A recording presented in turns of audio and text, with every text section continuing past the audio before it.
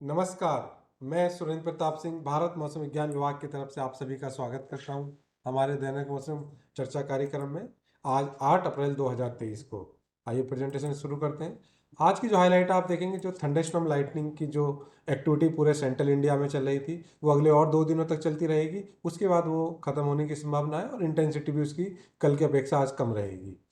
और आप gradual rise temperature की जब बात करूं तो मैं 2 से 4 डिग्री सेंटीग्रेड मैक्सिमम टेम्परेचर बढ़ने की संभावना है पूरे देश में अगले 5 दिनों में। लेकिन उसके बाद भी आप हीट वेव देखने को नहीं मिलेगी अगले हमें 5 दिनों के भीतर कहीं भी पूरे कंट्री में।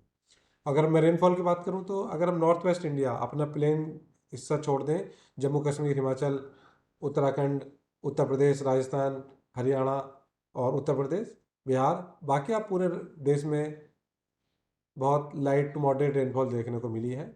और अगर सिग्निफिकेंट रेनफॉल की बात करूँ तो सबसे ज़्यादा एक जगह हैवी रेनफॉल हुआ तेलंगाना में 8 सेंटीमीटर, और वेस्ट मध्य प्रदेश में 4 सेंटीमीटर, और कर्नाटका और केरला में 5 सेंटीमीटर रेनफॉल देखने को मिली है।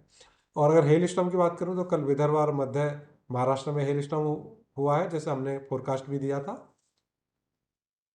और आज मैं सिनोप्टिक सिस्टम की बात करूं तो एक साइक्लोनिक सर्कुलेशन है जो वेस्ट राजस्थान के ऊपर है, और एक ट्रफ आपका केरला से लेकर मध्य महाराष्ट्र के बीच में रन है, जो आज जहाँ जिसकी वजह से जो एक्टिविटी होने की संभावना है। अगर अब मैं बात करूँ तो वेस्ट इंडिया की बात अभी बताया था कि 2 दिन तक स्पेशली महाराष्ट्र में अगले 2 दिनों तक एक्टिविटी होगी।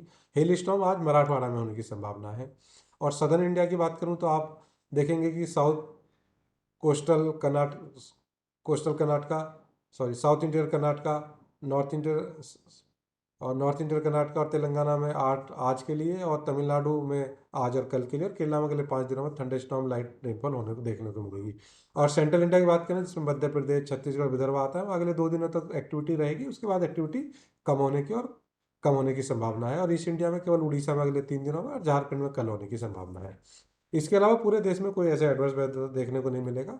और अगर टेम्परेचर की बात करें तो जैसे मैंने बताया अभी, ऑब्जर्व वेदर जो है 38 से 39 डिग्री के बीच में रहा है वेस्ट बंगाल में, उड़ीसा में, वेस्ट मध्य प्रदेश में, गुजरात रीजन और रायलसीमा में।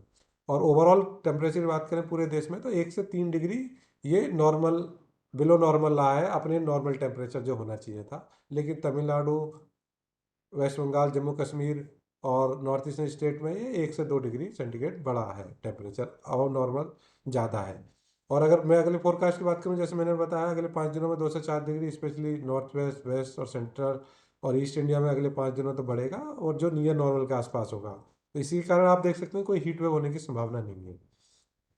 अगर आप ग्राफिकल फॉर्म में आप देख रहे होंगे, आज पूरा सेंट्रल इंडिया और जो नॉर्दर्न पार्ट है जम्मू पेनिनसुलर इंडिया का, केरला में थंडरस्टॉर्म एक्टिविटी होगी, और ऑरेंज कलर जो है मराठवाड़ा में हेल होने की संभावना भी है। कल भी थोड़ी एक्टिविटी ज़्यादा रहेगी, लेकिन कल के बाद आप देखेंगे 3 तारीख से केवल उड़ीसा, तमिलनाडु और केरला में कुछ थंडरस्टॉर्म एक्टिविटी देखने को मिलेगी। और डे 4 डे 5 है ना, 11 और 12 तारीख को केवल केरला में थंडरस्टॉर्म एक्टिविटी देखने को मिलेगी। बाकी और पूरे देश में कोई एडवर्स वेदर वार्निंग नहीं होगी। इससे हम कह सकते हैं कि अब अगले अगले 4-5 दिनों में जो वेदर है वो ठीक रहेगा, और थंडरस्टॉर्म एक्टिविटी से भी सेंट्रल इंडिया के लोगों को मुक्ति मिलेगी। और आप हमारी वेबसाइट मौसम.imd.gov.in को भी फॉलो कर सकते हैं। और इसके अलावा बहुत सारी सोशल मीडिया प्लेटफॉर्म है जहाँ हम लगातार अपडेट करते रहते हैं, और मोबाइल ऐप भी आप हमारी यूज़ कर सकते हैं। आप सभी का बहुत बहुत धन्यवाद मुझे सुनने के लिए। नमस्कार।